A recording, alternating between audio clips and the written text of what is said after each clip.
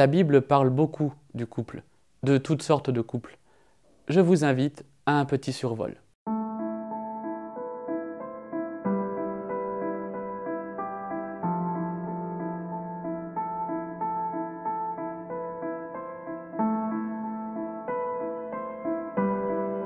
Dieu dit « Faisons l'homme à notre image, comme notre ressemblance ».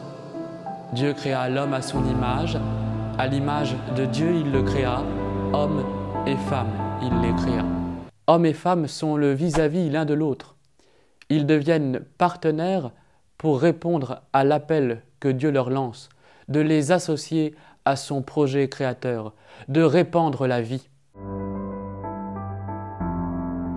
Le couple doit pouvoir être témoin de cette fidélité. Pourtant, nous savons combien cela est difficile. Pour se faire une idée de cette délicate question, il nous faudrait peut-être entrer dans le beau mais méconnu livre d'Osée.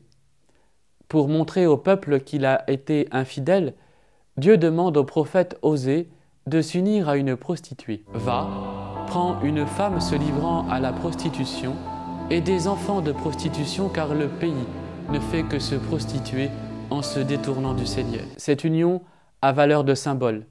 Elle veut choquer pour inviter le peuple à se convertir. Car, en effet, un chemin de pardon et de réconciliation est toujours possible.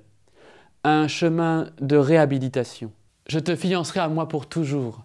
Je te fiancerai à moi dans la justice et dans le droit, dans la tendresse et la miséricorde. Je te fiancerai à moi dans la fidélité, et tu connaîtras le Seigneur. Quand les ardeurs de la passion et la fougue des premiers temps seront passées dans la relation de couple, peut-être au moment d'une trahison, d'un conflit, se rappeler les mots du Seigneur pour un renouveau possible de la relation. Justice, droit, tendresse, miséricorde. Dieu établit l'alliance du couple dans l'alliance plus large avec son peuple. Il faut bâtir son couple sur le roc de la prière. C'est le couple de Tobie et de Sarah qui nous en donne l'exemple. Cette histoire, c'est l'entrecroisement de deux souffrances dans un premier temps. Celle de Tobit, le père du fiancé, devenu aveugle, tandis que Sarah, la fiancée, fille de Raguel, semble maudite après avoir successivement perdu ses 7 premiers maris. Pas à pas, chacun pour soi, puis ensemble, l'un et l'autre se confient à Dieu. Entre les fiançailles et la nuit de noces du fils de Tobit et de la fille de Raguel, bien des péripéties encore les attendent.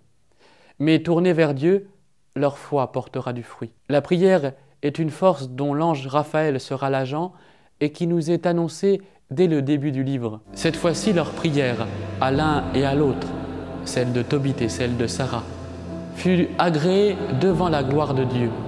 Et Raphaël fut envoyé pour les guérir tous les deux. Il devait enlever les taches blanches des yeux de Tobit pour qu'il voie de ses yeux la lumière de Dieu. Et il devait donner Sarah, fille de Raguel, en épouse à Tobie, fils de Tobit, et la dégager d'Asmodée, le pire des démons.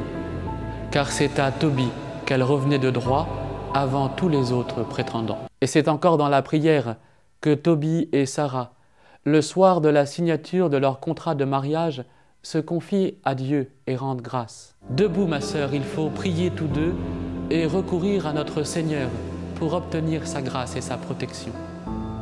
Et maintenant, ce n'est pas le plaisir que je cherche en prenant ma sœur, mais je le fais d'un cœur sincère. Daigne avoir pitié d'elle et de moi et nous mener ensemble à la vieillesse. Et ils dirent de concert « Amen, Amen ». La prière des époux s'ancre dans l'acte créateur de Dieu. L'homme et la femme s'attachent l'un à l'autre dans une relation de confiance, l'un envers l'autre et réciproquement, de manière individuelle ou collective, à une relation de confiance envers Dieu. C'est cette confiance mutuelle et divine qui peut renouveler le sacrement du mariage.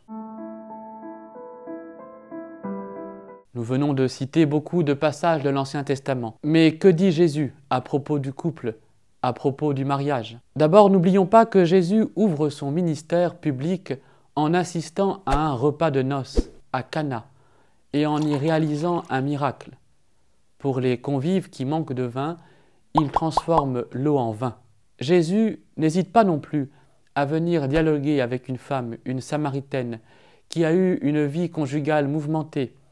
Il n'hésite pas à lui accorder son écoute et sa confiance pour lire dans son cœur et à la fin de leur conversation, susciter en elle la foi. La femme lui dit « Je sais que le Messie doit venir, celui qu'on appelle Christ. Quand il viendra, il nous dévoilera tout. » Jésus lui dit « C'est moi, celui qui te parle. » La parole la plus radicale de Jésus sur le mariage réside sans doute sur son caractère indissoluble. Jésus dit à ses disciples « Quiconque répudie sa femme et en épouse une autre commet un adultère à son égard. Et si une femme répudie son mari et en épouse un autre, elle commet un adultère. »